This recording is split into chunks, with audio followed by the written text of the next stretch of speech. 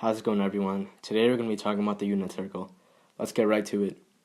Let's take a look at both of these right triangles. The first one, notice how both of its angles are 45 degrees. This type of triangle will have a pattern for its side lengths.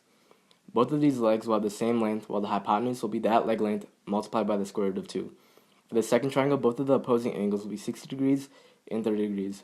This triangle also has a pattern with its side lengths. The side adjacent to 60 degrees will be half the hypotenuse, while the side with 30 degrees will be the value of the side adjacent to 60 degrees multiplied by the square root of 3.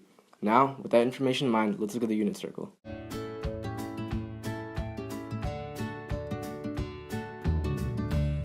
Imagine this circle with the radius of 1 unit. Let's take the 45-45 triangle first and place it in the circle. If we have the hypotenuse going from the origin to a point on the circle like this, we will know that our hypotenuse value is 1 because the radius is 1. To find the other two sides, we know that they will be the same because of the pattern we saw earlier. If we follow the ratios from that pattern, each side will be square root of 2 divided by 2. To check, we can use the Pythagorean theorem and we will find that the square root of 2 over 2 squared multiplied by 2 will be 1, which is the hypotenuse. If we do this in all other quadrants, the values will be the same, but depending on the quadrant, you'll have to make an x or y value negative.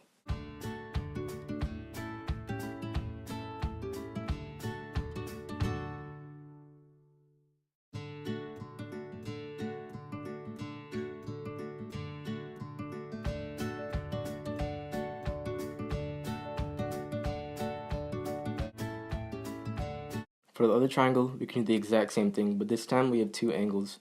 If we have our hypotenuse touching the origin to the circle and we are 30 degrees above the horizontal, we know our radius is 1, and if we look at our ratios, we know the side adjacent to 60 degrees will be half the hypotenuse, so 0.5, and the other side will be 0.5 times square root 3 over 2. So the coordinates will be square root 3 over 2, comma 1/2.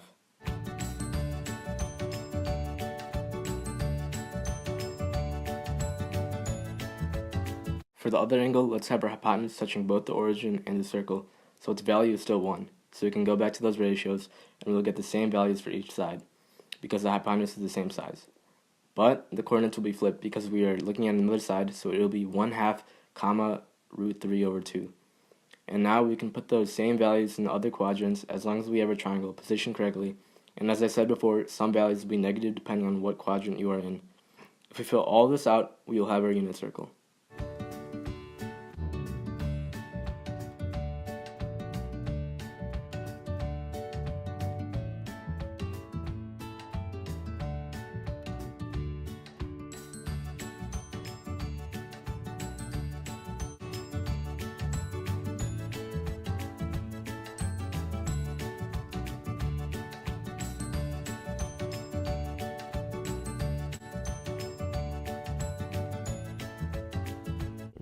Rotating 60 degrees on the unit circle with the 30, 60, 90 triangle standing upright, we can see that the bottom side length is 1/2 and the adjacent leg is the square root of 3 over 2, with obviously the hypotenuse as 1.